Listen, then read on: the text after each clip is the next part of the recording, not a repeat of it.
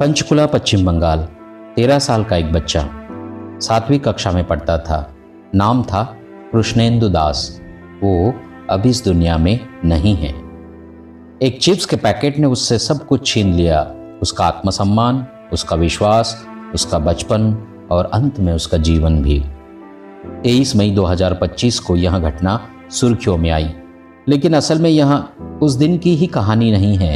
यह हमारे समाज की उस सोच की कहानी है जो बिना सुने, बिना समझे सिर्फ दोषी ठहराने में यकीन रखती है। कृष्णेंदु पर आरोप लगा कि उसने एक मिठाई की दुकान से 3 चिप्स के पैकेट चुराए। दुकानदार शुभंकर दीक्षित, जो एक सिविक वॉलंटियर भी है, ने बिना कुछ सोचे समझे उसे सरेआम थप्पड़ मारे, उठक बैठक करवाई और लोगों के सामने बेइज्जत किया।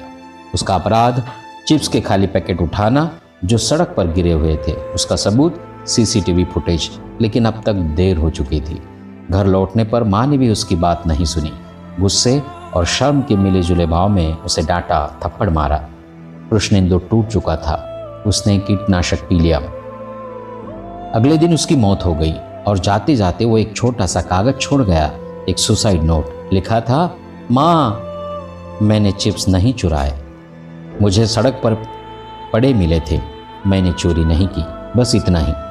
कृष्णेंदु की कहानी सिर्फ एक आत्महत्या नहीं है, यह एक समाज के असंवेदनशील होने की कहानी है। यह उस पल की तस्वीर है जब एक बच्चा चुप हो जाता है क्योंकि उसके अपने भी उसकी बात नहीं सुनते। हमारे यहाँ सबके सामने शर्मिंदा कर देना अब सजा नहीं, आदत बन चुकी है। स्कूल में, घर में, बाजार में बच्चे जब भी कोई गलती करते हैं तो उन्हें समझाने के बजाय सुधारने की कोशिश की जाती है, डराकर, धमकाकर, दबाकर और तोड़कर, कभी कभी मारकर भी। पर क्या कोई बच्चा अपमान से सुधरता है? क्या वो बस अंदर ही अंदर बूझता जाता है? कृष्णेंदु की मौत हम सब के लिए एक आईना है, एक ऐसा आईना जिसमें हमें अपना चेहरा देखना चाहिए, खासकर तब जब हम किसी बच्चे से उसकी बात पूछे बिना उसे दोषी ठहरा देते हैं। माता पिता को, शिक्षकों को और समाज को यह समझना होगा कि बच्चे केवल अनुशासन नहीं, समझदारी भी चाहते हैं। हर बार सजा ही हल नहीं होती, कई बार एक गले लगाना जिंदगी बचा सकता है। आज शुभंकर दीक्षित फरार है।